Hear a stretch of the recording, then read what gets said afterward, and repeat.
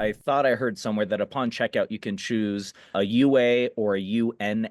And so I'm trying to understand the difference between the two and how the EIN is exempt. The difference is you just drop the word nonprofit out of the title, right? They both have an exempt EIN number when registered. They both operate functionally the same, no issues whatsoever. The word nonprofit is an IRS term. It doesn't mean anything. Just because you say you're a nonprofit doesn't mean you don't make profit. That's not what it means. The IRS sends signals to people. What is the first thing, Ryan, that you think of when the general population hears the word nonprofit?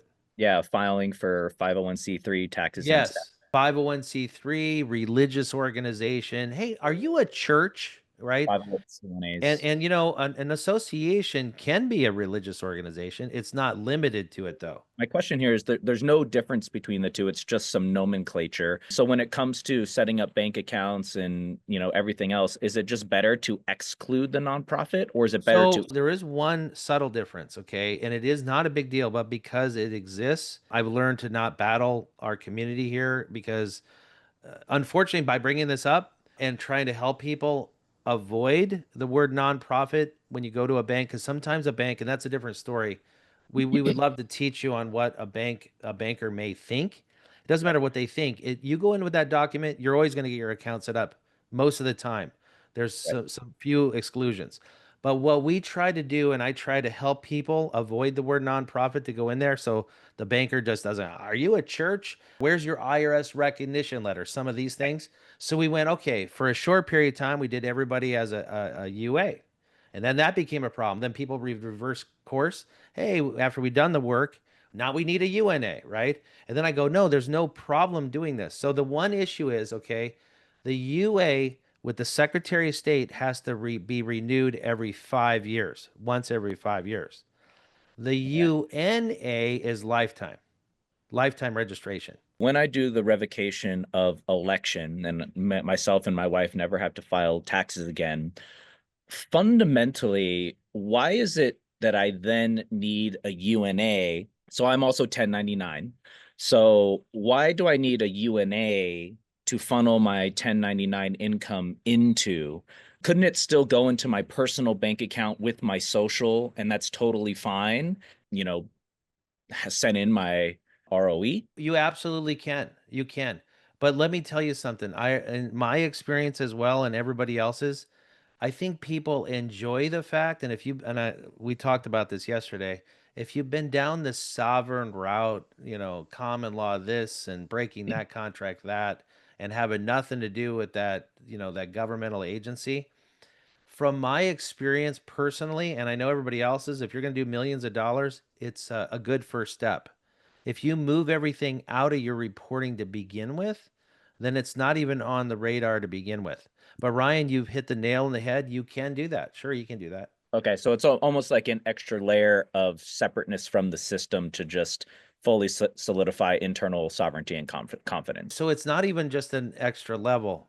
It's a bulletproof place to put your money, whether it be in bank accounts, whether it be in brokerage accounts, crypto accounts, because it's not attached to your social security number.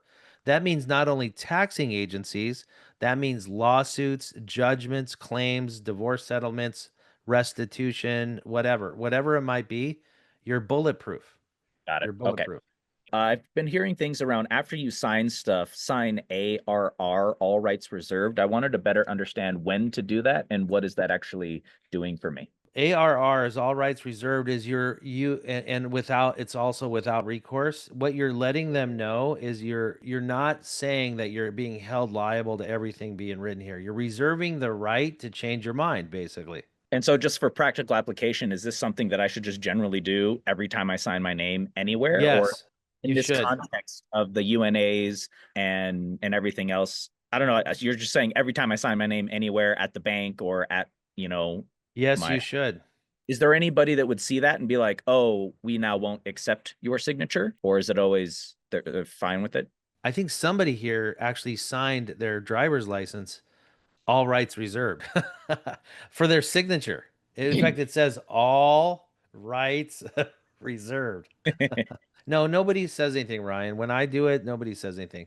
In fact, Okay. A period, R period, R period says the same thing. Nobody would know what that means. I've heard about people putting CO in front of their address. In the context of setting up this entire structure, when do I need to do that? What does that actually do? When is that relevant for me? CO care of. Yes. That's another thing you might as well get used to doing. Anytime you, especially dealing with a governmental agency, you put CO, it means you're not in the federal district. If you just put it to your address, you're telling them that you are that zip code. That zip code is attached to your federal. The whole point of the zip codes when they issued them in is to make them a federal physical location in Washington D.C. Quit claim deed. I thought I heard you say that something like that might be important to put under a non-like name UNA, and I'm not clearly understanding why something like that I wouldn't just go to my personal name, why you'd want it to go to a different UNA. If somebody is doing a public search for an address, name and address is the two main criteria that somebody would search and go, well, that's where your assets are, right?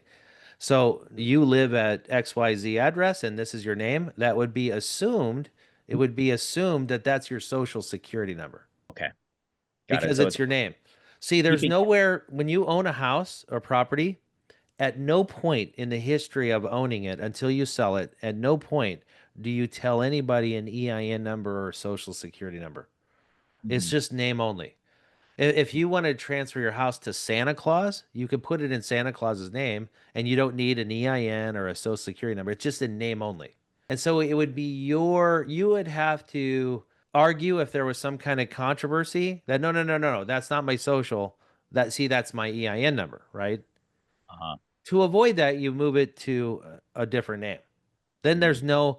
there's no ambiguity and there's no debate that isn't you. The revocation of election says you're never going to file another tax return again. In cryptocurrency, just like in stock trading in brokerage firms, it isn't when you buy the crypto, it isn't when you buy the stock, it's when you sell it that causes a reportable, let's call it, event. It's reportable. It goes on a 1099 in January.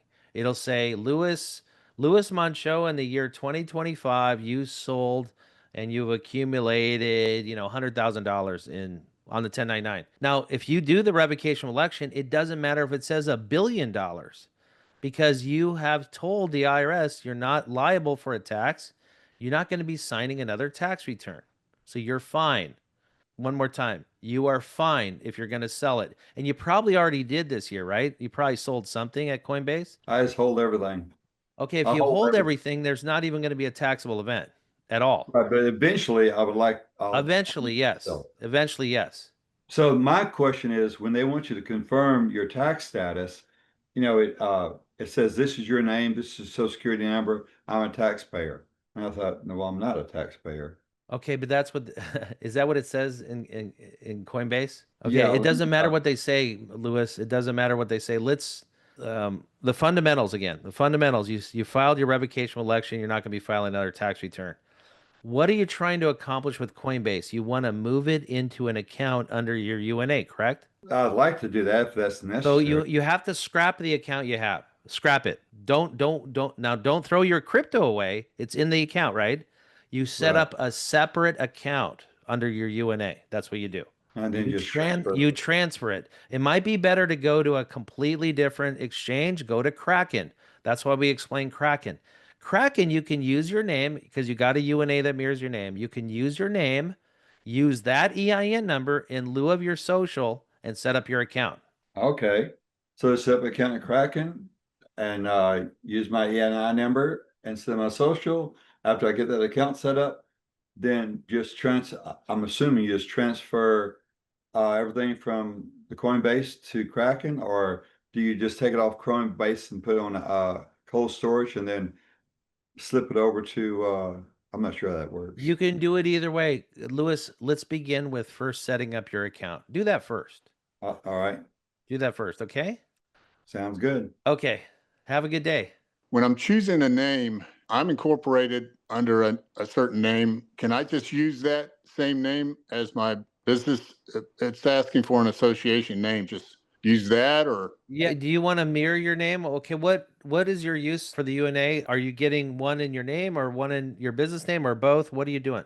I've got two, and that's Okay. another question I have. So my wife, we file jointly. So does she need one, or can I just do both of them, like one in my business name and one as Jim? What type of business you run? It's paintless dent repair. I don't know if you've heard of it, but Sure. Okay. So you just get regular consumers that call you and they pay you? well, I pretty much do hailstorms only now, so I get paid. I'm like a subcontractor. I'll go work for a bunch of guys I know. They get, you know, big storms. I get 1099 and like subcontract labor is what I do for Okay. them. So you want to replace your existing LLC, right? Or your S. Yes. You don't need that no more. Okay. So I don't want to use that name or Well, no, you can use the name for sure. okay. For sure. Because your customers know you by that name, right? Yes. So you'd want to, okay, I'm just filling in the gaps here. You would want to use exactly your name as a Okay. UNA. You would be converting it to a UNA basically. All right. So when they write a check to me, it won't be Dent Medic Incorporated any longer. You can't put Inc. or Incorporated, but you could just keep the main name. The Okay. Secretary of State will not allow you to put Inc. because it's unincorporated, right? It's not incorporated.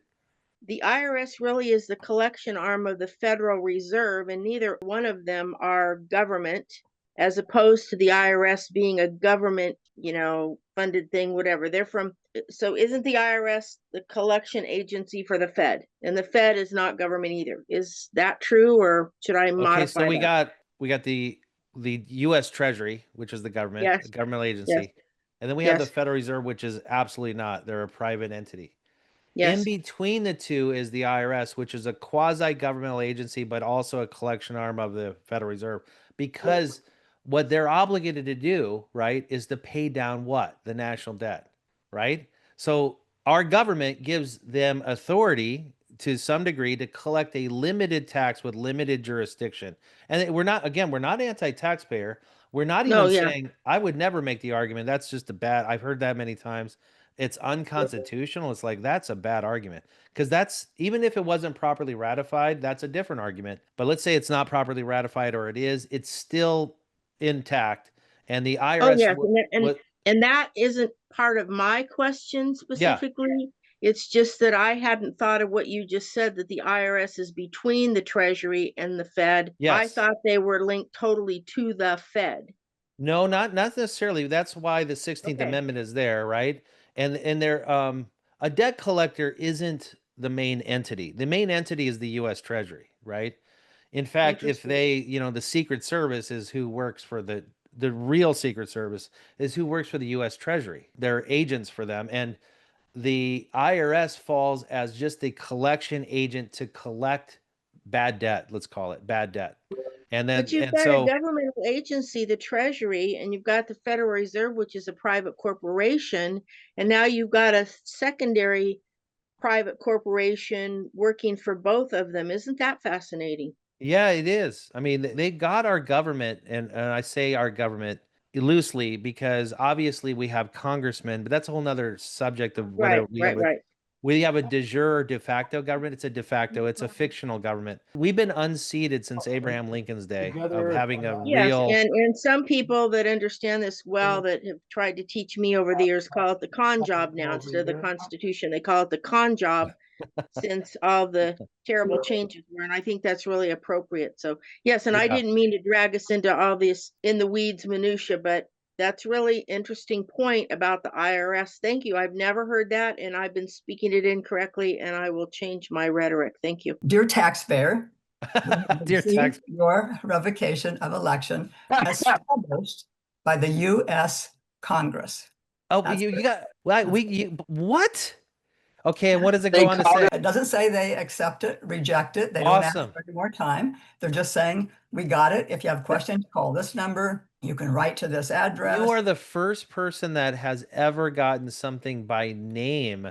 They usually call it an inquiry or something like The that. first That's letter I got awesome. from them did that, and that's when they asked for 60 days. And this Oh, was in a couple of weeks.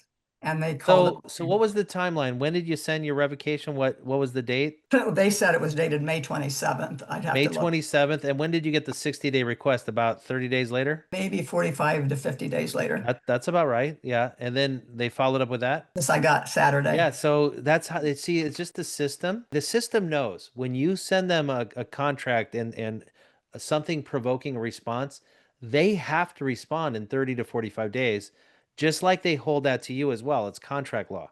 And so because I threw mine away for years, dug myself into a hole, not understanding what they were doing. Well, that they have to as well. And so they always give you the 60-day, and you know this, right? We always give you an emoji party when you get the 60-day letter.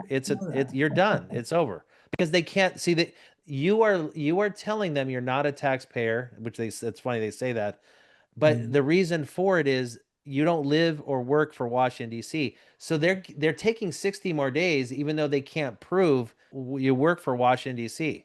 So unless they can prove it, then they can't respond to you, period. That's great. Awesome. Great news. Nice. Yeah. How to name our UNA. We have a revocable living trust. What would be the pros and cons of naming our UNA the exact name of the trust? Also, what is the advantage of having two UNAs? Okay, let's start with your revocation, revocable living trust. Now, obviously, you must have heard that this is a very special entity, the UNA, California UNA specific.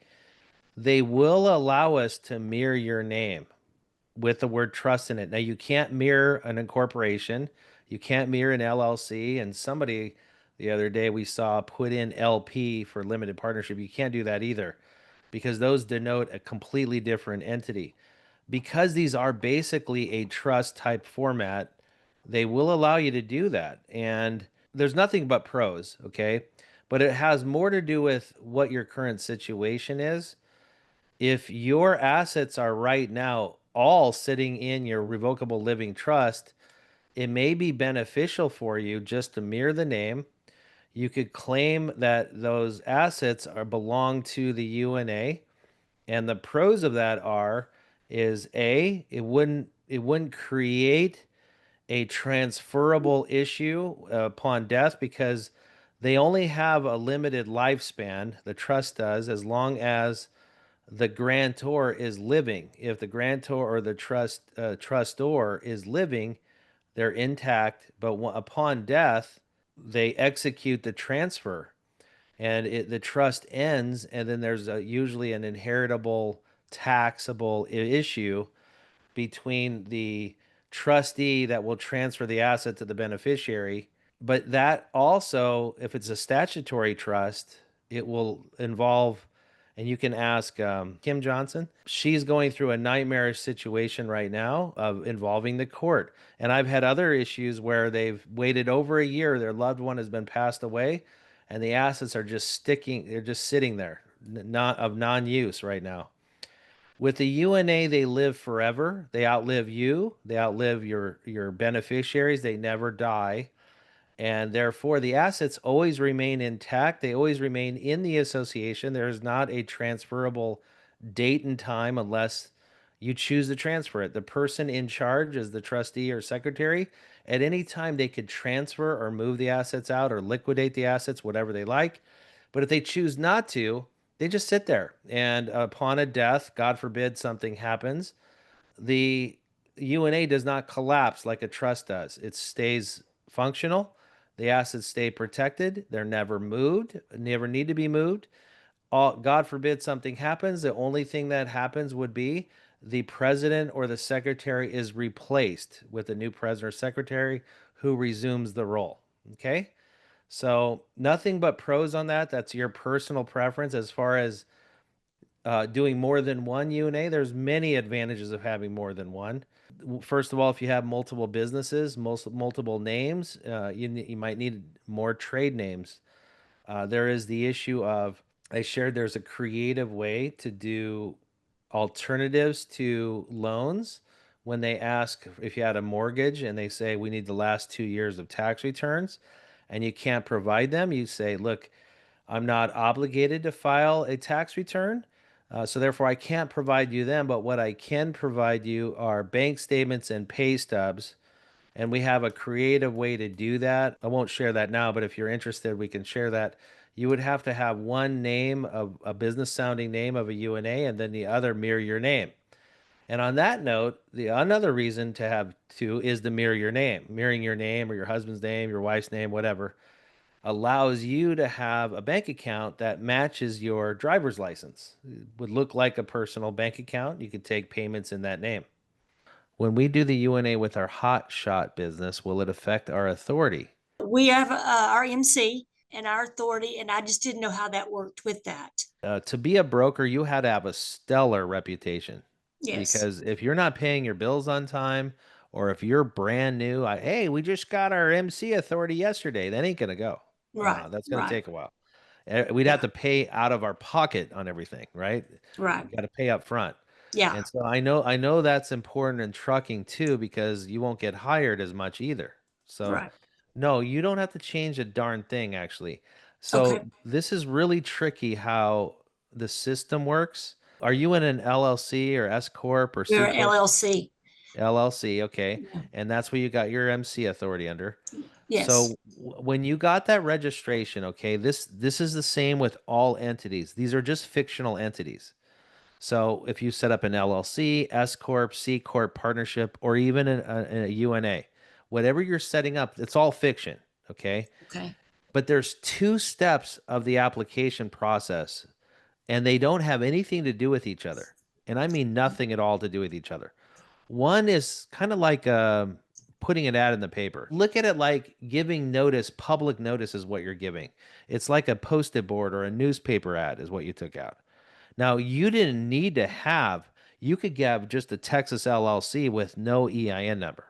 The problem is, if you had no EIN number, how are you going to get a bank account? Right. Right? How are you going to do business with somebody? Because you give your EIN number, that's how you get paid. The way the IRS has creeped into our society is that's the second part of the process, and people don't understand those two really don't have anything to do with each other.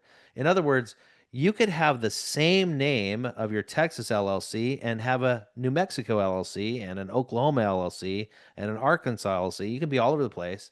You don't even need an EIN number, but yet when you do, it's not connected to that public board publicly.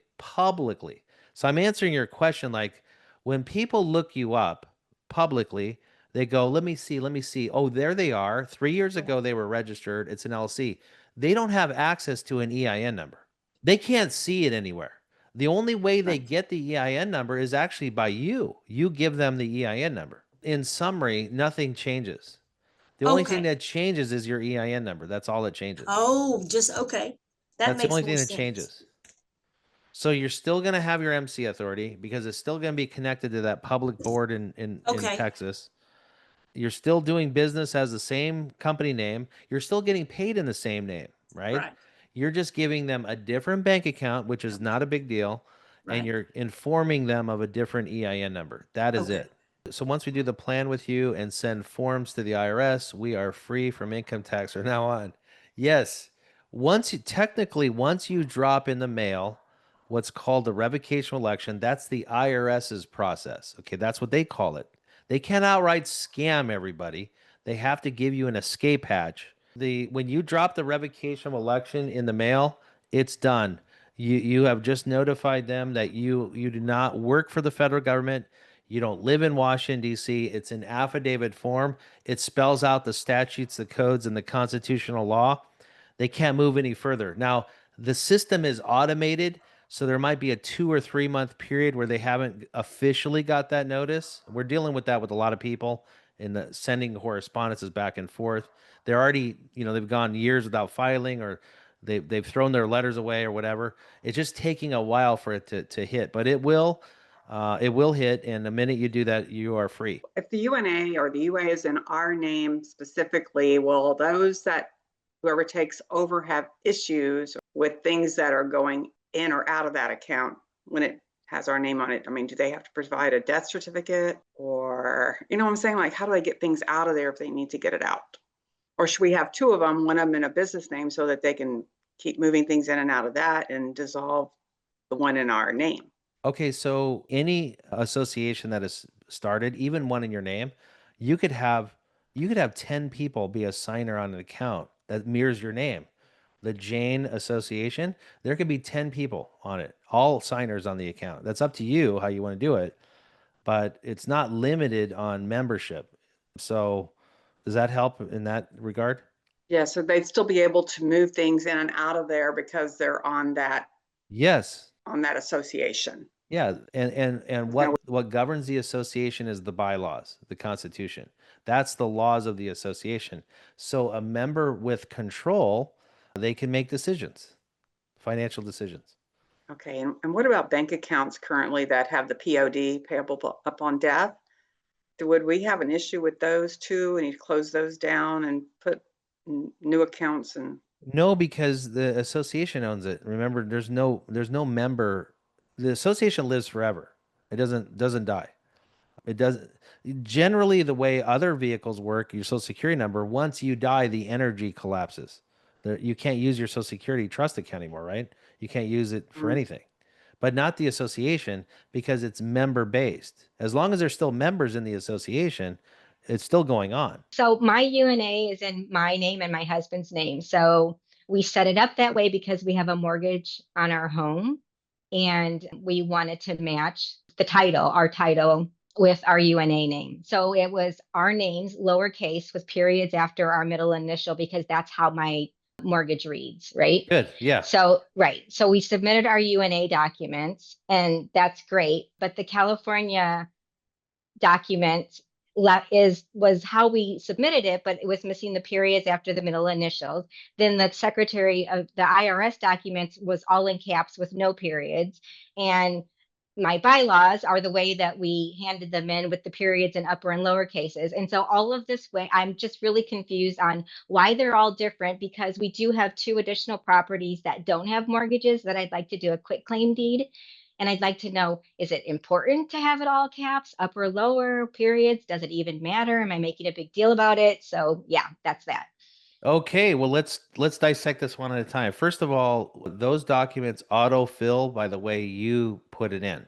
Unless we're told otherwise, and there have been times when somebody's made a mistake and we've caught it, and they put a hyphen in or I'm sorry, a slash or something, and we didn't catch it because the documents autofill.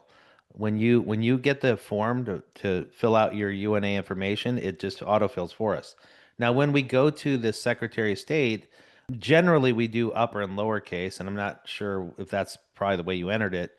But with the IRS, they don't allow the period. You can't put a period with the IRS. That doesn't exist. In Okay. fact, another thing is like somebody registered the fishing hole. And so just to answer your question, like in this way, the fishing hole, okay? So we go to the Secretary of State and we get the fishing hole. But you see, the IRS doesn't allow the word the in the very beginning. That is not a stumbling block whatsoever. It's well known that the IRS doesn't allow these certain things. Okay. So yeah, they're going to just enter it the way it says on the Secretary of State. That's good enough for the bank, the EIN number, and yeah, there's not an issue there at all. Okay. So the EIN number, the IRS letter, it came back all capital letters with no periods because you just said they don't allow periods. So when I go to do a quick claim deed, you're saying I should write it exactly the way it is on my Oh, EIN letter? well, let's answer that because that's ultimately the biggest part of your question. I wouldn't even have thought of that. First of all, the IRS capitalizes everything. Okay. Even if you try to put it in all lowercase, it comes back all uppercase. Okay. You know why they do that too? Part of the reason is all uppercase designates a fiction, a legal fiction. Oh, okay. Like our social security numbers. Exactly. Your social Yeah. security number. And you know what? Start paying attention. Every bill you get in the mail, a utility bill, bank statement, it's all capital letters. They're talking Oh, about yeah. they're talking about a legal fiction, which is your social security account number, Mm-hmm. not you. So what's happening here on your deed of trust? So, when you went and filed the title and you got a mortgage probably, right? And Yeah. you got it in both your names. You guys qualified for credit. You got your Right. mortgage. And what they did was they put your individual names together on the title. Mm-hmm. So you could be just Shelley and your last name, Mhm. You could receive that money just in your own name. It doesn't have to be even in a title that matches both your names, right? Because they know the title officer and the escrow officer at the end of the transaction, they know that both of you guys had authority to sign on behalf of your title, your mortgage, Okay. right? Yes. So it could be any variation. It Okay. could be just your name or just his name. They're Okay. not going to get into semantics of periods and capital letters and none of that. Do you guys do trusts and help organize the whole structure? Okay, so Brian, great question. The unincorporated association is far better than a trust. Okay, so this is like taking trust to another level. Now, a trust is the common terminology for people that are stuck in the game, stuck in the system, and it's the best thing an attorney or somebody can do for you. And we all know why, primarily the main reason why somebody sets up a trust is for estate planning, for in the inevitable, if your kids, generally it's for your kids, who become the beneficiaries, will in the future inherit the possessions, because what you're trying to avoid is the government taking over. If you don't have the assets allocated anywhere, they take over and it goes to probate court. It could get stuck there for years, and all the while your children who are needy or whoever you're leaving behind have no direction on where those assets go. So the problem with the trust is three primary problems. First of all, it involves your social security number. And the reason why that's a problem is there's an inheritance tax issue, which is one of the other problems, which upon death, the assets go to another social security number, your beneficiaries. And in the beneficiaries' social security number, when they get transferred, that becomes a taxable event, and the assets actually move. With the association, the assets don't move at all. They get parked in there. You become the president or the secretary, and you have the permission based on the association bylaws to make the decisions, and it doesn't move. God forbid something happens to you, nothing happens to the assets. The association just loses their president or secretary. The association then it votes in the new president or secretary. The assets stay put. They're still protected. They don't move anywhere. Now, another problem too is technically from a legal standpoint, there's three positions in a trust. There's the trustor, the trustee, and the beneficiary. You can't play all three roles. And it's designed that way to kind of pigeonhole a person where they technically can't legally enjoy those rights of the assets while you live. With the association, you play all three roles. You can be let's say, the trustor, because you're the one that's in control of the association that's deciding to bring these assets in. You also can, let's say, be the trustee as president or secretary to allocate decisions on behalf of the association. You certainly can enjoy the privileges because you're a member of the association, and you are also the beneficiary for that reason too. Let's say beneficiary because it's a private bank account. You can do with whatever you want. So I don't know if that answers enough of your questions, but you see, do you do trusts? We encourage you to get into an association because they function way better than a trust and protect your assets better than a trust.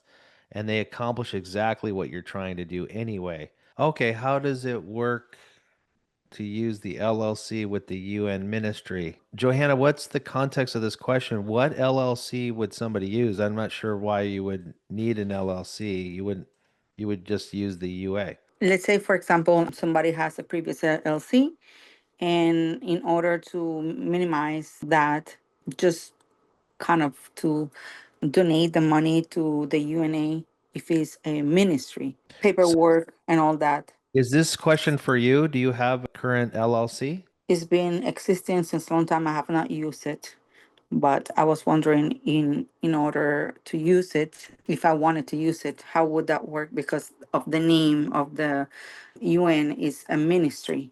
Oh, So I see. I see. I cannot Okay. use this Christian, UN I see. to do business with it. So your question is you don't necessarily want to use the same name of a ministry you have. You have a name, you have a UA right now. It's the name of a ministry, and you Correct. don't know if you want to do business in that name. In other words, you want a different name, right? Without getting another $4,000. Well, we give you a discount anyway, and we already, I mean, you know what I did for you in the first one anyway. Right. So yeah, so it's not another anything. We'll help you, whatever that looks like. The best thing to do is not use an LLC for sure, especially in your situation too. I mean, if we have, yeah, I mean, you're a unique case where you were born in Puerto Rico, and we're gonna Yes. find out. We're gonna find out if the revocation is gonna stick. But you have the ability, if you have your own business, to operate outside the Social Security number anyway. So it's not going to be relevant your revocation. So you certainly don't want to set up an LLC and connect your liability. So at any Okay. rate, we have to figure that out, okay? That's the best way to answer that one. But you don't want to use LLC. And if you don't like the name of the current UA you have to do business with it, then we just got to find a solution for that. You really should set up another UA. Gotcha. Okay. Thank you. Chris says, hi. So does one have to file state tax? No. State tax goes away as well if you do the revocation of election because they're also connected to Washington, D.C. Believe it or not, that's how the states perpetuate the scam as well. They are subsidiaries of Washington, D.C., they're corporations. That's why, I don't know, 38, 37 states do it, and some states have not decided to do the scam. Dwight says, I have a few businesses. Can I consolidate on one and use? Yeah, you can. Look, Dwight, it's all your personal preference. Some people find it valuable to have a few different trade names if you've got a few different businesses. So the one thing to consider is what name would you like to call it? Is it a name you can use for all your businesses? I mean, if you're like a plumbing company and also, selling, some kind of medical devices, it would be hard probably to have the same name for those two. But if you can settle on one particular name, sure, you can have one. Absolutely. Stephanie says, what happens when my husband is not on board? Of course. Yeah, of course. Stephanie, if you feel like talking, we could talk about your situation. Yes, I'm here. Okay, well, welcome, Stephanie. Hi. Question. Hi. What is your situation? Are you a W-2 employee or are you a self-employed? Are you or your husband? I'm a teacher, so Okay. W-2. Okay. Well, your situation's simple, at least for your salary. You could begin claiming exempt, get your full paycheck. You would also, if your husband is still, are you guys up on your last tax return? Did you file 24 yet? Yes. You did? Okay. Yes. And you probably had you probably maybe even got a refund back, right? Because you were donating throughout the year. No, I work a side gig where I'm contracted, so we ended up owing. Oh, well, that's a good thing. So, I mean, you have a side, so you get a 1099? Yes. Okay, well, you can end that as well because the association can receive the 1099. Okay. So that money disappears. You can claim exempt on your other and get a pay raise, right? Right. And the main thing is you can do the revocation of election for you personally. And if your husband wanted to continue in the tax game, he could just file married separately instead of jointly. Okay. So then what does that do because he claims the interest on our house and stuff like that? Does that matter that No, my, he can take all the whatever tax cuts inside the game he can do. He just can't claim you as a dependent though, okay.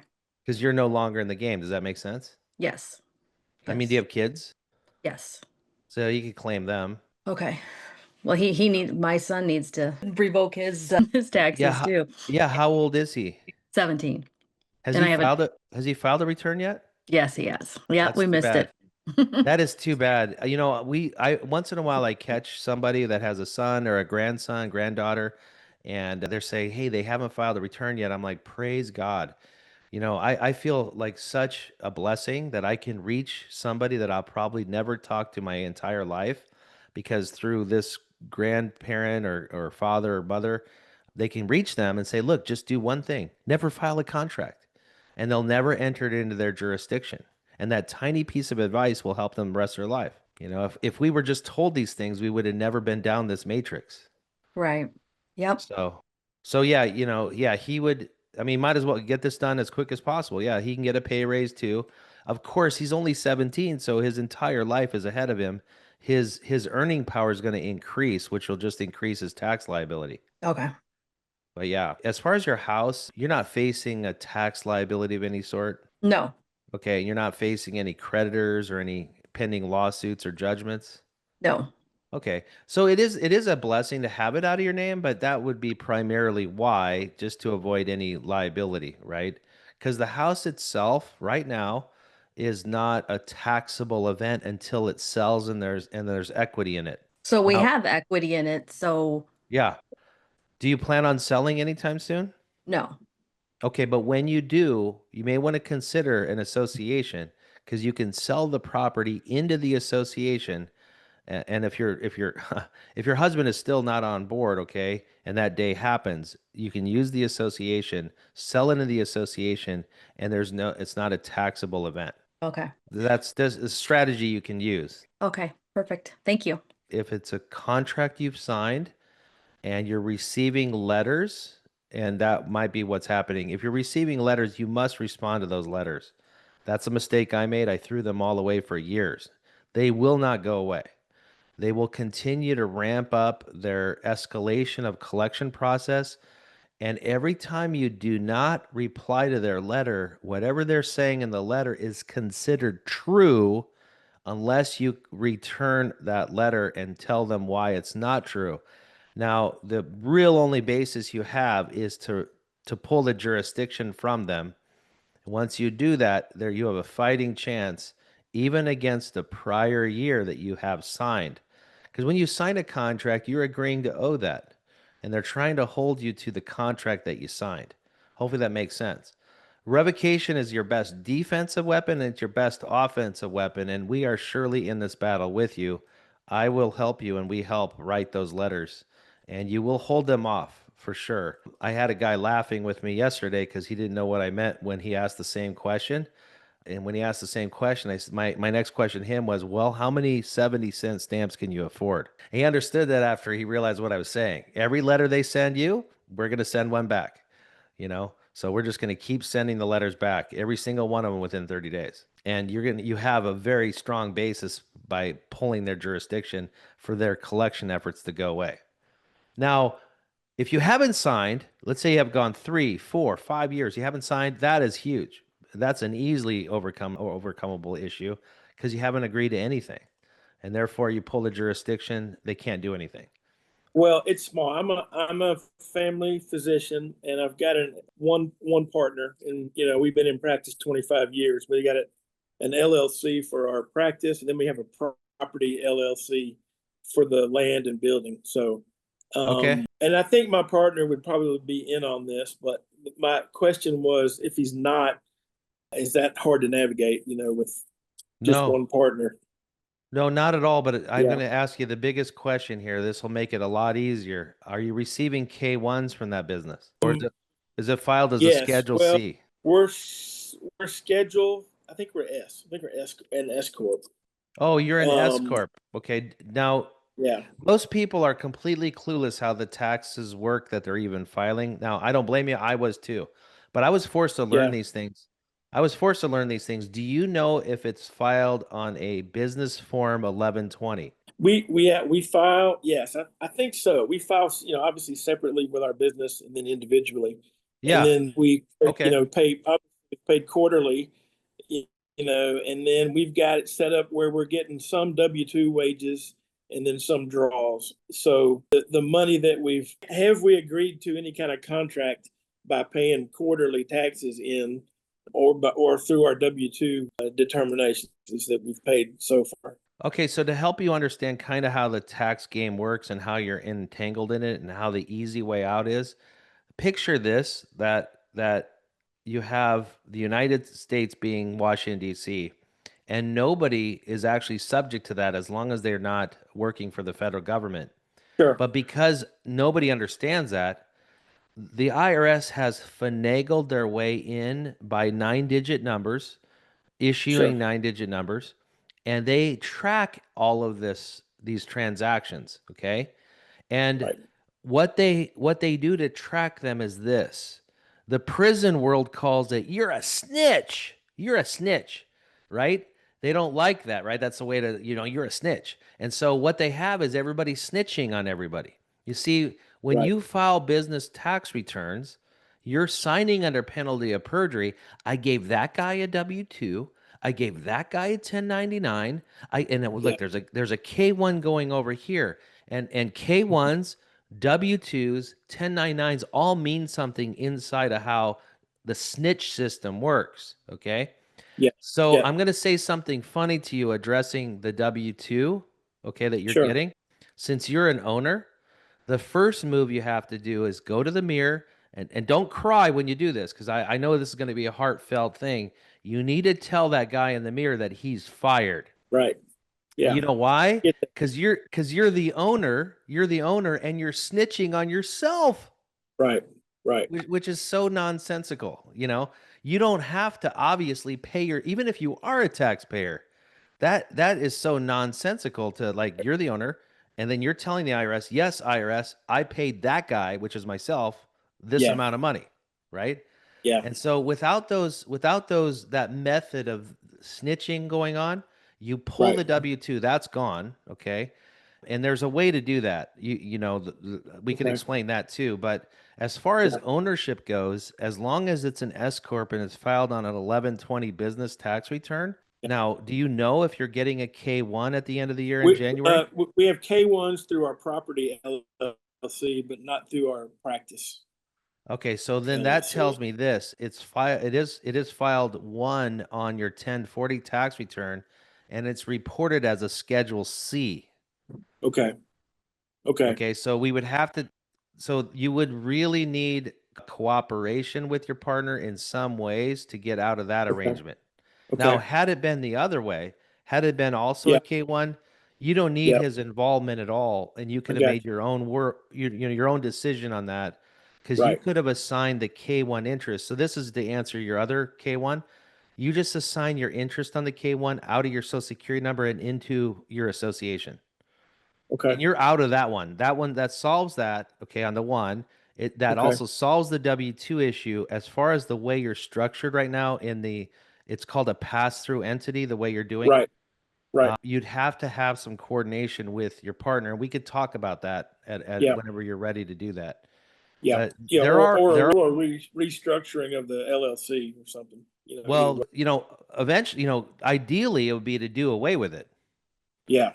But see, if your partner understands that when you're signing under penalty of perjury your LLC, you're also immediately making your Social Security number liable as well. Right. Because it passes directly through to your Social Security number. And that's the same as true about you. Yeah. Now the Gotcha. trump card on this whole game is that revocation of election. Right. Okay, so even if you could not accomplish everything you want to do, that's okay, because you're pulling the rug from the whole system when you revoke your election. Yeah. Yeah. Yeah. Well, I'm ready to do all that.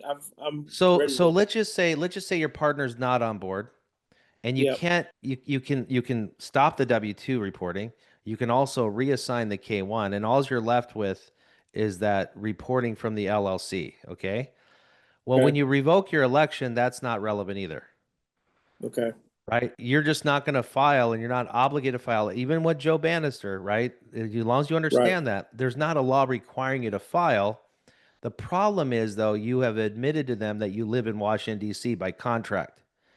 So the revocation removes you out of their jurisdiction. You're done playing the tax game. And I guess if your partner's not on board, well, you have a little bit of reporting on that one entity, but it's not relevant. You're not going to be filing a return. Does that make sense? Yeah. Yeah. It does. Yeah. I appreciate that. Yep. Yeah. Bruce, if I just stopped filing my taxes, can I do it the correct way now? Yes, of course. That's what we help you do. The correct way is to stop filing your taxes. You just said it in the same sentence. I didn't do anything to prepare to stop. I just stopped. Oh, 5 years ago. Well, praise God. That's amazing. They still take money from my paychecks. Oh, that's a bummer. Well, yeah, you only knew half of the equation. The other half is you don't need to put money in the donation plate. You know, when the church service at the beginning or whatever, the plate goes around. The plate's been going around on every paycheck, and you just keep putting money into the donation plate. Okay. Now at church, it's a donation, and hopefully it's with your own heart and it's for God, right? Well, for this, you obviously, if you'd have known the truth of it, you wouldn't have been donating. So you need to stop that right away, and probably, I have come across this. We help a lot of people, obviously, and I help them respond to the IRS. There is a correlation to when somebody stops the donation, even if you haven't filed in 5 years. This is interesting. When you stop your donation by claiming exempt, all of a sudden you'll hear from the IRS, which is interesting. Why would that be? Now, on the one hand, they're hoping you file your returns. On the other hand, though, they're collecting your money over and over again. So you're not hearing from them right now. So once you stop, you probably will hear from them. However, you can be way ahead of that, which is exactly what your question is. Pull the jurisdiction from them by filing the revocation, and now they're obligated to move you as a non-taxpayer. But what you need to do for sure is, in conjunction with not filing, is to stop donating, which is to get your full paycheck. You give yourself a raise and claim exempt. So Brucey Girl 62, if there's anything else that I missed about that, are you with us? Can you hear me? Yeah, there you are. Okay. I have thought about going in and changing it to exempt, but I figured that was the point that I would start hearing from the IRS when I did that. You will, So but it won't be right away though. It'll be in a year or two. What do I do? What you do is what I shared with you, the revocation election. Okay. And that is something that is a form that your organization can provide to me? It's actually an affidavit that we lay out. It's a 12-page affidavit. It's full of constitutional law, Supreme Court decisions, and the IRS's own statutes and codes that lay out their limited jurisdiction. And this is the most important thing to understand about what you're doing. You are restating where you live. Where do you live at right now? In Texas, in You're in Austin, Texas. So you're Yes, not even close to 10 square mile area, Washington, D.C., right? You're in Texas? exactly.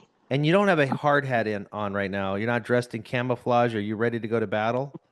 No. Okay, so you're not subject. You don't work for the federal government, right? Right. And that's what you're stating to them. Okay. But you have to do it in contractual form in the same way you opted in. What you told them when you opted in, by the way, how old were you when you signed your first tax return? Probably 16 or 17. Right. And they took money out of your check throughout the year. You didn't know why they were taking money out. And then at the end of the year, you try to get a refund, and you probably got a few $100s by filing a tax return, right? Yes. That happened to me. That happened to everybody. That's how they get you at a young age. Guess what happened when you signed under penalty of perjury? You told them you work for the military. You told them you live in Washington, D.C. Okay. So when you put this in affidavit form and you spell it out to them and you use their own codes, this is their own phrase. They call this a revocation of election. That's what you're doing. They have 30 days to respond to you, which they're going to have a hard time responding because they have to prove that you work for the military. Okay. Obviously, they can't prove that, right? Right. And guess what happened? They won't respond to you. And once they don't respond to you, actually, you can count it a victory the minute you drop this in the mailbox, because you're correcting your status with them. That's what you're doing. Okay. And so therefore, you're never obligated again to file another tax return. Now, you already haven't been filing it, so now's the best time to catch up on that, right? However, the bad side is they've been collecting all your money these years, right?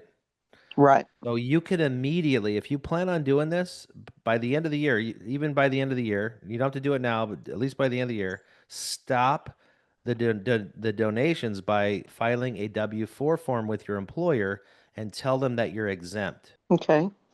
Does that make sense? Yes. Capital gains is an IRS term. Once you're not filing a tax return, all of that language doesn't apply either. Okay. Okay. Perfect. But crypto, there is a way. For example, I have a guy named Robert Olson. He picked up a name a couple years ago that was on our website, which is called Alpha and Omega, and he operated in that for about a year. And then he called me one day and says, "Hey, Kraken, Kraken, the crypto exchange, they won't pay his bank account, Alpha and Omega. They would only pay an account that mirrored his name." Yeah. I said, "Well, that's easy." So we formed a Robert Olson Association, right? And then the bank account now says Robert Olson. It appears to be a personal bank account. Correct. So there's a Yeah. lot of creative things you can do with those. Mike, why are you only setting up in California? Good question. There are about 20 states that offer these unincorporated associations. The elite of the world operate through them. In fact, even the banks, the big banks, are associations. I always thought, oh, that's Morgan Chase. Well, that's a corporation, right? No, it's an association. These banks are even associations. So the elite work through them. In California specifically, they're hidden. They're not even on their own website. And we've been doing this. I've been doing this since 2009. Everybody I've helped, including the 15 that I've set up, have all been in California. The guy that showed me these, he's still alive. He's in his 80s. He's been setting people up since the 1980s, all been in California. It doesn't matter where you live. It's much like the best analogy is, Mike, have you heard of people that go to Wyoming to get an LLC or Delaware to get a corporation? And you can be anywhere. There's just an advantage to the ones in California. And there is more of a story. They have very strong codes here on owning property, on liability protection. And so again, it's part of the secret that is not revealed to people. They're private, they're not even listed. And yeah, that's the main reason. But by the way, if you lived in Utah or Oregon or some of these states, they don't even have it anyway, so you don't have a choice to not be in your state. And that's probably where you're coming from. Why don't I just register in my state? Well, there are advantages to not doing it because some of these other states have more red tape to go through, and they're all public as well. Darcy says, if I am just filling out forms for a new job, do I choose non-exempt prior to doing this? Absolutely, Darcy. That is the ideal time on the W-4. It's not a forms, it's a form. Look for a W-4 form. When you see it, see a spotlight on it. You're going to be looking for it now that you know this. You claim exempt on that form. I am a federal employee and my husband isn't. Okay, we have one taxpayer here. Well, that's great. We love you too. Can we only do a UNA under his name? No, you can do one, and I'll explain that. Can we put assets in a UNA? Absolutely. Okay, so the best way to look at this is this. Your employer is from Washington, D.C. Therefore, they are obligated to withhold your taxes because you are a definition of a taxpayer. Okay. But anything else you do outside of that specific pay can be in a UA. You can be a member of an association and still a federal employee.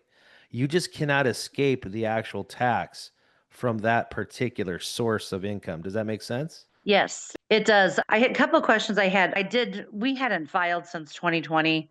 I got a letter. I just did mine to get mine caught up because I am a government employee with Social Security. Right. So, yeah. But with that, my husband, though, has not filed since 2020, and he's a 1099 where we haven't had any taxes withheld, thankfully. Interesting. Have you been filing? So neither of us had since 2020. No kidding. But Even you. Even me. And I We're was not like, telling anybody. Look, we will not tell anybody. but I have now. I did file now. So mine are all caught up now. Okay. So that's all. Mine are good. But my Okay. husband's, he has not filed since 2020. And we were just wanting to make sure, I guess with the 1099 situation, there's nothing we have to change with the company he's subcontracting with, correct? Okay, so on your filings, did you file married separately? We did. I did for this year, so I could get caught up. I did it married filing separately, so he was not involved with it. So here's the blessing and why you did it that way. If you would have filed married jointly and he would have added his signature to that return, they could have maybe give him some liability, right? For lying on the return under penalty of perjury. So you have tidied up your situation as it relates to you.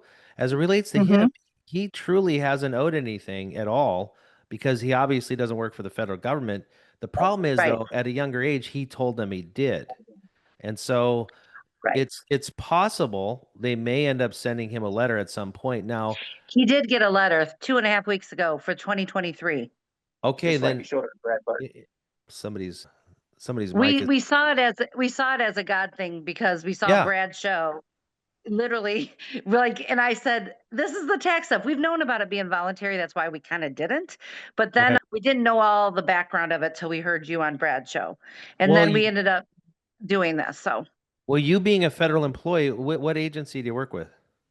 I work with Social Security. Oh, that's what you said. Okay. Okay. It makes Yeah. sense though, right? Doesn't it make sense that Yeah. you are Oh, taxed? completely. Yeah.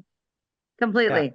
Yeah. I'm glad that you as a federal employee, it even makes sense to you. And unfortunately, the tax falls on you. But I only have that's another year or two. Once I'm done with Social Security, am I able to then do this for the rest of my life? of course. Well, when you leave, you're not working for them anymore, right? No, I wouldn't be. I'm The hoping to be 13th retired in a Amendment, year. see, the 13th Amendment is our rights to not be an indentured slaver, to not be forced into slavery. And that's what they have us doing, but we do it voluntarily. For you, well, that's actually your employer. Okay. But when you Right. leave, you would be forced to work even though you're not working. Does that make sense? So Right. yeah, you definitely would exit the minute that you leave, and you could stop your filings. As it relates to your husband, he's in a great scenario. Is he like a commissioned agent of some sort or a vendor? He's actually we actually do a home business here in our home, and it's all just in his name. We haven't really ever, and actually we started the business in 2021, so he's never even filed under that 1099 at all forever.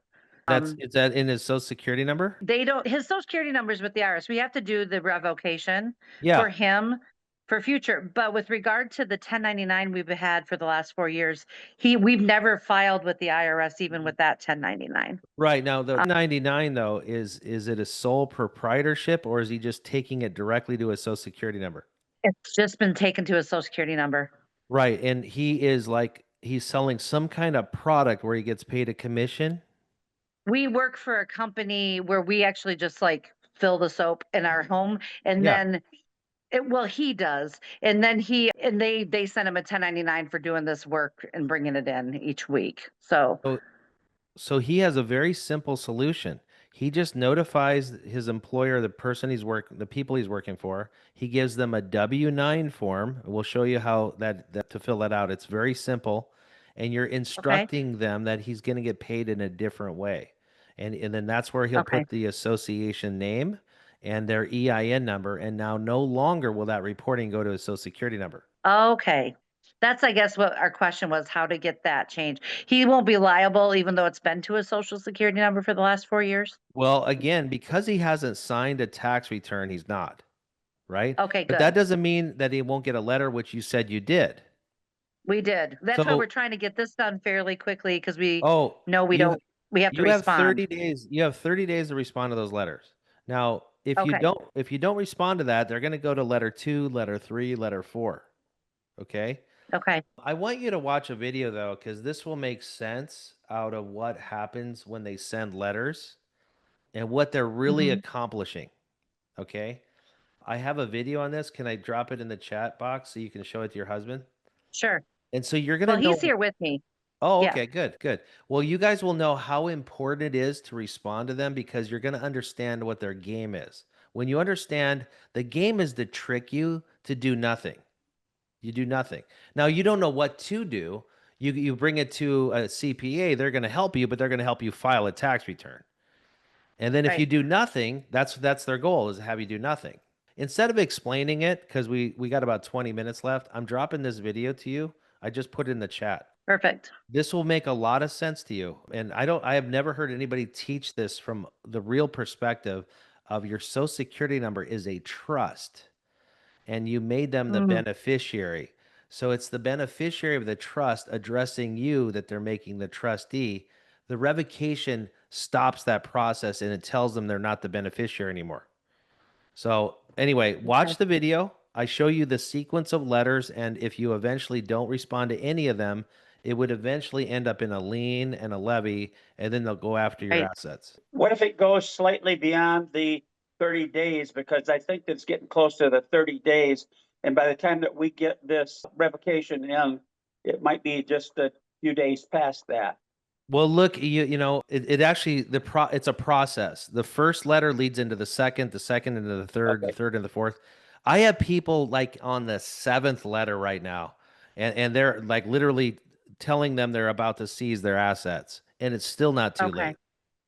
But Well, so and this letter in particular was addressed to the two of us because I am a federal worker, and they said there's been 529,000 federal workers that have not filed yes. their taxes, and you are one of them. Okay, So so basically, that's when I went in and did file last week my 4 years and got that all taken care of. But yeah, we okay, just wanted good. to be sure with the letter time. Yeah, Okay, that's so good. this is the most interesting of this scenario. I had a US postal worker who we did a revocation. He wasn't thinking he's a federal employee, and I said, "Well, it's possible you are."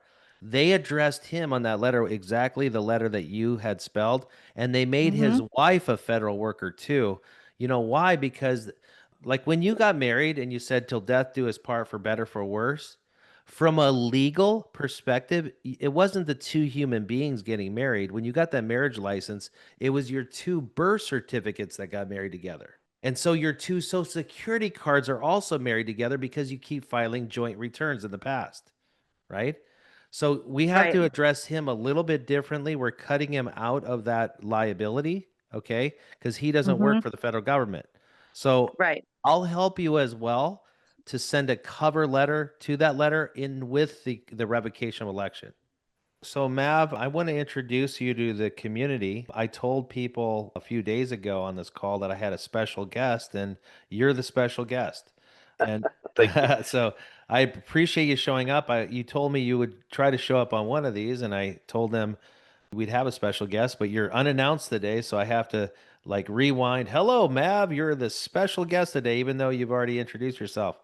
But what I want you to share, Mav, it's important that you've already mentioned several months before we met Brad, where a lot of these people came from Brad. We had forged a relationship. You met us and we helped you through some UNAs, and you're helping other clients of your own. You're doing your own thing, but however you want to elaborate, you're from Australia. You came here, I don't know how long ago, but in your story, condense it as much as you can, I guess. But in your story, can you also tell people of the dangers connecting to a nonprofit from a government standpoint and submitting your jurisdiction to the IRS through the 501c3, because you have a nightmarish story that I remember hearing. Yeah. Yeah. So the background story for me, I think, is originally Australian, but I've been working in the US for 40 years. I've had clients in the US that period of time, and we've used a variety of structures. Some of them, from an Australian perspective, are super complex. We'd be using Cook Islands Trust, Nevis Holding Companies, Nevada LLCs, Panama Foundations, and Dubai companies to equity strip, do all sorts of things like that. And those particular structures work for Australians because of the way that the Australian tax system is set up. Here in the United States, some people do set up complex structures like that and they still work. But the amount of money that it takes to keep those complex structures running is enormous. I mean, it costs tens and tens and tens of thousands of dollars every year just to keep those structures running. And you're having to trust a lot of different people in a lot of different jurisdictions. So you have to know a guy in the Caribbean, you have to know somebody in Panama, you have to know somebody in Dubai, and all the rest. And so there's a lot of friction connected to doing all of those. And one of the things that we noticed in the United States is the United States has a beautiful separation between federal and state legislations. And for federal employees and other people like that who have the privilege of working for the federal government, they're required to pay tax, and good on them. That's great. We're glad that they do. We're glad that they take the job they have. But for the people in the 50 states, we noticed that there was a distinction in the law that allowed people to be rewarded for the work that they did and to be able to keep that. And the thing that I think that you bring to it is the simplicity of being able to approach that. And one of the transition things that we did, going from highly complex structures, is we were also running a 501c3. And one of the things that happened for us was that there are compliance issues with a 501c3. And I agree with those compliance issues. I mean, we don't want people going out there saying I'm with the anti-cancer fund and then taking the money and running off to Rio de Janeiro and drinking Mai Tais on the beach. So we don't want to erode public confidence with not-for-profits by having people scamming the money. So that's good. It's good that they have 501c3s under lots of scrutiny, but we only made some simple mistakes. There weren't, there wasn't anything fraud or anything like that. We just made a couple of simple mistakes, and immediately we ran into problems. We have banking relationships that are 20 and 30 years old, and immediately all of our banking connected to the 501c3s were all shut down and all of our money frozen and all that sort of stuff. And we're sitting there going, what was it? And they go, oh, you misfiled one of your papers 2 years ago. We're like, okay, well, give us a warning. We'll correct the address on that piece of paper or whatever. And they go, oh, no, it's too late. So the relationship with the government, the relationship with the bank, the banking relationship, 20, 30 years, banking relationship, all out the door. Everything's frozen, everything's closed down. And we're sitting there going, oh my God, I have 20 different bank accounts. I have all sorts of investments and everything tied into this. I have all sorts of things happening and everything stopped literally in a day. And we're sitting there, going, oh God, time to get on our knees, time to start praying, time to start figuring out what's happening. And that was the pivot point that brought us to you. That was the pivot that said to us and said that the law in the United States is beautiful. The government is doing what it needs to do. The individuals who are not federal employees have options and remedies, and we need to find out what those are.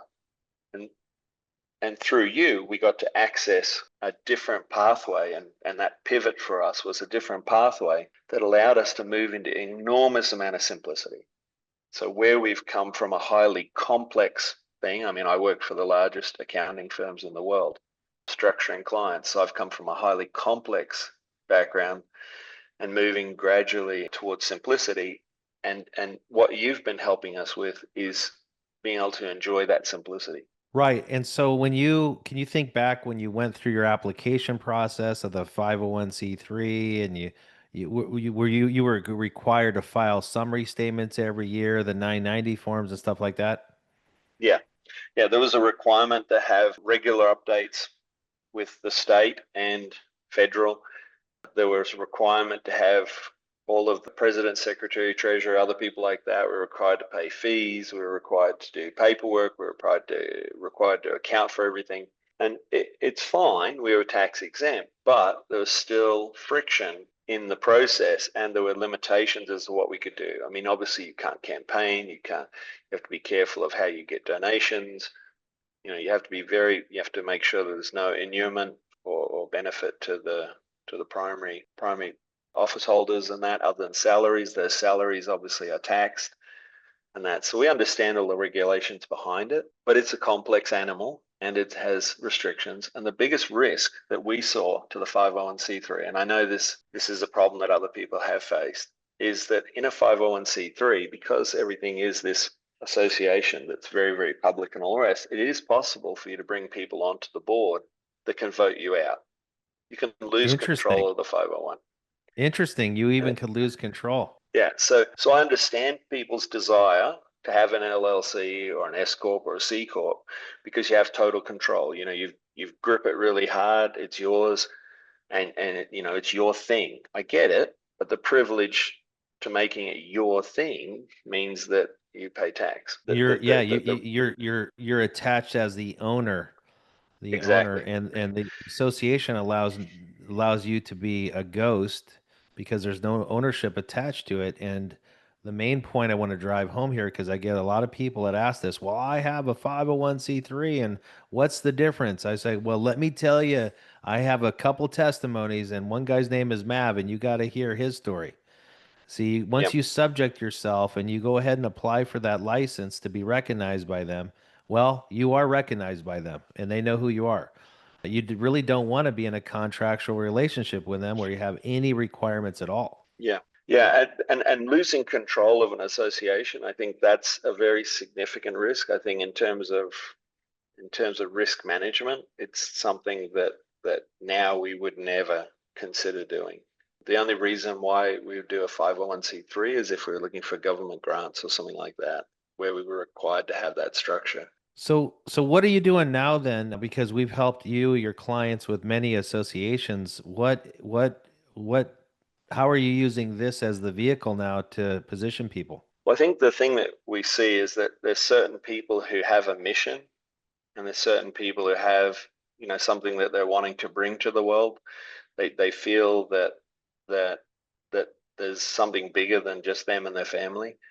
And I think that there's an excellent opportunity here to if you've got a mission focus, that you can bring it to the world with a vehicle that's very what I call frictionless. If you're not having, if there's no requirement to file and record, if there's basically inoculated from audit, if there's no possibility of losing control, it's something that you can pour your essence into, and something you can really pour your energy into, and know that entity is going to continue on. And then with successive, with the right documentation, which you provide, with the right documentation, you can pass it on to successors. So in the case that, that I die, I have other people that can take over that entity and still breathe life into that mission and that purpose. And I mean, we've been involved in saving kids from child trafficking for 25 years. We've been involved in medical centers and dental clinics, saving kids off rubbish dumps and doing all sorts of things like that. For us, this kind of vehicle means I can pour my heart and soul into this thing. And I know that even if I die, it's going to be taken care of. There's not going to be any death tax. There's not going to be an inheritance tax. There's not going to be some audit that suddenly, retrospectively, discombobulates. And the mission and your mission continues. Your mission continues. And the mission continues. Somebody exactly. just steps in your position. That's all that happens. For the guy that is debating on the trust that asked that earlier, that's the main thing, is that nothing changes. Everything remains the same. You just have a new person in control. Yeah. And, I see that, as I said, I come from a highly complex background.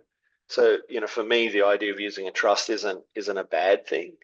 I just look at what's the cost of nowadays. I look at what's the cost of setting up the trust. Some of them non-discretionary spend with, $15,000, to set up one of those trusts. What's the cost of maintaining the trust? Do I need to have a trust company? Do I need to have successive trustees? Because if the first trustee was to die or step away from the position, I'd have to have a successor trustee that would back up my main trustee. So there's a number of things that I need to contemplate, and a number of costs associated with maintaining a liability or a non-liability trust. What I can do is I can simplify a lot of that using the UA, and then using the documentation that you guys are providing to be able to then transition it to somebody else to fulfill that position in the trust and keep the mission or the project or, the venture that you've got going to carry that forward. And then also using layered exempt entities, some being in the organization name and some being in the person's name.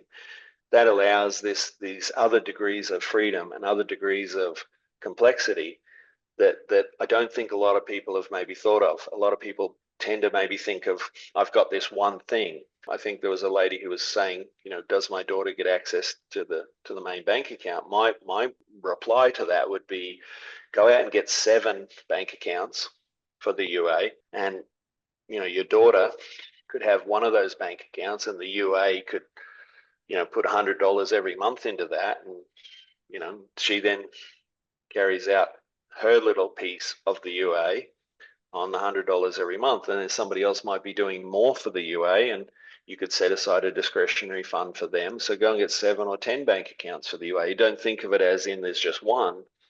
Think in this sort of multi-dimensional kind of way. And then what you talk about layering the exempt entities, then what you can do is you can operate as the individual, or you can operate as the organization. So I think there's a lot of things that come natural to you because you've been at it for 20 years. I think for some people this is all very new, and I think the beauty of what you're doing of creating these regular meetups means that people gain confidence through the familiarity. as they become more Yes. familiar with the languages, they begin to roll the ideas around in their head and sort of cogitate and gurgitate and meditate on what that is and pray about it. As they start to do that, it becomes more familiar, and all of a sudden, a month from now, 2 months from now, they go, oh my God, I know the answer to that question. And as they hear Right. people in the Q&A process, then they begin to start realizing they can answer those things, and they can maybe gain more confidence to do an ROE that complements the organization entities that you're building. And I think what happens if you were to put both together? What if you put the UA and the ROE together? What if you could, build out different parts of the whole strategy? Wow, what an enormous amount of freedom and simplicity that person could have, 3, 6 months, 9 months from now. So I look at what you're offering, and I look at how you're supporting the people. And to me, coming from a highly complex accounting firm and corporate background to where I am now, I'd have to say I've stripped probably 97% of everything I had to worry about away. Yeah, that's You know, great. So for me, Yeah. it's been a real benefit to my life and to my family. And gee, if other people can get that same benefit, then wow. And Mav, you're a very rare breed on this call that you can truly appreciate the beauty of this, like I have, of how incredibly freeing it is to operate in freedom with the UA. And that's why I really wanted to have you on to share a little bit of your story, because you can testify from some deep experience that you've had, that you don't need to go through these very complex scenarios. And I want to reel this in real quick so people that are new don't get confused. What we're talking about is being subject to the federal income tax, which is a 10 square mile area. And the way you're subject to that is in many ways. You sign your first tax return, you go to work for the federal government, you're subject to them. And when you set up an LLC, partnership, S Corp, C Corp, those all have inherent federal income tax liability because you are the owner. And so now we pivot into the exempt world. And the reason why I wanted Mav to speak on the exemption, he has a nightmarish story that he didn't share a whole lot about how nightmarish it was. I could not believe it when he went into great detail of what they did to him and his family, and they seized all of his assets. And the man is smuggling Bibles into countries that needed the word of God. He's saving people from sex trafficking. I mean, and all of a sudden, because he went ahead and subjected himself without knowing any better, it was the best thing that he, in his own complex mind, could do to set up a nonprofit to get an exemption with the IRS to get their approval, so to speak. He was also subject to their jurisdiction, and he is a great testimony to this. So I'm going to bring this back to the simplest example I give many times. Is at one point a man could go to the ocean, put a fishing rod in, and reel out a fish from God's economy. But then man came along and goes, you know what? You need a license to do that. We're going to call it a license to fish. Now, the people that believe that, and they go, that's a good idea. Let me go get a license to fish. Well, you could lose your license to fish. And then all of a sudden, you are subject to their jurisdiction. They go, you're not allowed to fish anymore. And you go, well, how did we ever get to this point? I can't fish anymore. Anybody should be able to fish, right? So the exempt nature was that you were born exempt. And had you had never submitted to their jurisdiction, like I explained earlier, my 19 and 22-year-old, they were taught to claim exempt from their first job because they didn't wear a hard hat. They weren't carrying a machine gun. They didn't have camouflage uniform on. Their employer was not federal government, and they never filed a tax return because they claimed exempt at every job. They didn't need to, and I shared with them not to. Had you have done that, you would never have been subject to them either. And likewise, an unincorporated association has no membership. I'm sorry, it has membership, it has no ownership. Nobody owns it. It's not tied to any individual person. And therefore, you're exempt right away. You can go ahead, go get that fish out of the ocean. That's the way our country was formed, a freedom from a forced tax. But when you go and do the nonprofit, the 501c3, you got to get their permission to fish, so to speak. You get their permission. Hey, I'd like to be exempt. Well, you come to us and we'll tell you if we give you the exemption. They give you a fancy letter. And see, this brings up another point. This is the problem we're having at banks sometimes because they see the word nonprofit. We need to see your exemption letter. Well, how do you explain that? You don't need that exemption letter because that's the truth of it. And the people that believe they need that exemption letter, they go for it. And so that's to summarize the issue. Mav, is there any final comments to say? And we'll go on to a few more questions here. We'll only got about 25 minutes left. We'd love to have you back again, by the way, Mav, I'm sure, and many people would agree. They'd love to have you here, pop in once in a while. Feel free to do so. Thank you. Yeah, maybe we could do that so that I think somebody posted they thought I was on my soapbox and that I think I was just really responding more from the point of view of just being a guest speaker and just really feeling the difference between coming from an accounting firm, one of the largest accounting firm in the world, and setting up incredibly complex legal structures to make sure people don't pay tax. I mean, the key one that we set up was we set up Apple computers, and we set them up so that instead of California being the headquarters of Apple computers, we set them up so there was a little girl with a MacBook Pro sitting in Ireland, and the headquarters of Apple was in Ireland, so that they didn't pay tax for many decades. So that's one of our clients that we were helping with. But one of the things that we were doing in complex tax things was charging our clients, millions and millions and millions and millions of dollars. I mean, I was charging $10,000 an hour to be able to do this work. And now I've moved to a place where, I'm working with you and we're offering, things that are just incredibly powerful, but also incredibly simple.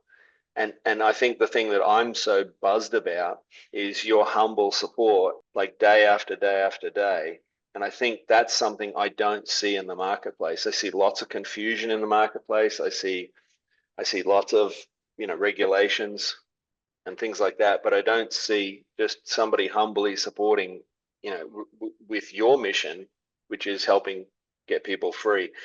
And I just think that's a special thing. And so, I'm sorry that somebody thinks I was on my soapbox or whatever, but well, Mav, that person, I believe that person it just feels special. So Mav, I believe that person was brand new, and I don't blame their comment because they don't know the context. But those of us that needed to hear these things, that we've been down this road a little while, it's so important to reaffirm the non-contractual basis the association has according to all of your experience. You've been tied into all these complex structures, and that not very many people can say that. I can't even say that. Yeah. To me, it's an incredible blessing that you bring to the people, and the fact that you've been able to connect with people on podcasts and all the rest to get the message out and get it, that kind of reach. I mean, I think there's something really special that's happening. We talk about all these terrible things that are happening in life and robots and all these other things, and we have all these doomsday sort of narratives that are floating around and dystopian narratives. But then there's this other thing that's happening that you're part of. To me, it's like it rebalances us. It takes the fear out of our lives. It helps us re-regulate our nervous systems. It allows us to have faith in God. It allows us to have faith in other human beings. To me, there's so many positive things associated with what you're doing. To me, it's like, gosh, I needed some good news. I needed a cold drink. I needed some relief. I needed remedies. I needed those things because the world was getting me down. And to me, it's gorgeous what's happening. That's the way I feel. Well, Mav, you're speaking words, and I know I'm speaking for hearts on this call, right? We all know we're part of something really special here. There's a really special community and bond forming with many of us. And there's a lot of special conversations that come up. People in different corners of America can share what's going on in their state or different scenarios, and we help one another. It's way bigger than even what the heart of this is freedom. So it expands into many territories. So thanks again, Mav. Thanks a lot for being with us. Cheers. And We have an open invite, and for your clients that are setting up UAs, we're setting them up. Now you have a great landing spot for them. They could come right on into these. Thank you very much. Appreciate it. Cheers. Yeah. Bye. Thanks, Mav.